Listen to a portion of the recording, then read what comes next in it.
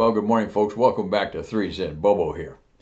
So, a couple weeks ago, a viewer asked me if I had ever had a funny experience associated with a lost wingman. I myself had not. But over the weekend, I began thinking about it a little bit more in depth, and this incident came to mind. So, I'm going to employ the circle back technique and come back to Lost Wingman and tell you about this incident. We had our low areas advance from like 10, 11,000 feet up to maybe 9,000 feet, somewhere in that area, up to about 22,000 feet. And then our high areas began above them. In the low areas, we used for contact sorties, aerobatics, stalls, falls, and so forth. In the high areas, we used for our formation work. And they would start at, like I said, 23, I think, if memory serves, and they go up to 35, somewhere like that, pitch outs and rejoins and so forth. Anyway, so this guy is down in the low area and he's transiting from A to B.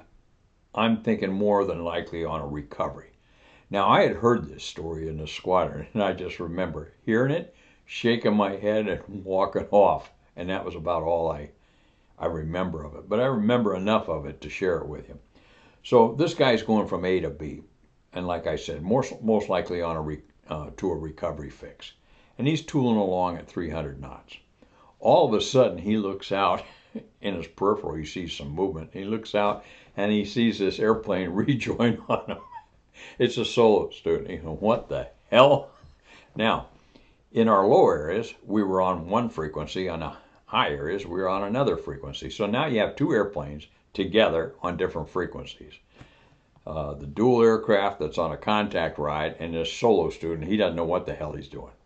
So anyway, after a couple of hand movements and so forth, they figure it out and he gets them over on the right frequency. And it turns out this kid had lost wingman of his leader up in the high area. And so while he's tooling around looking for him, he spots him, or what he thought was him, down in the low area. So he rolls in on him and rejoins on him at 300 knots. Standard airspeed for us in our operations. Anyway, it took a minute to get it sorted out. Now, you turn them loose and send them back up. Now you drag them home and land and get it sorted out in the flight room. But can you imagine you're driving along, all of a sudden you look out and there's a wingman you didn't start out with. It happens. At any rate, I did remember that and thought I'd share it with you here this morning to begin with. Good to see everybody after the weekend. I'll be back with you here in a little bit and share a couple more gems with you. So with that, this is Bobo. Base gear. Stop.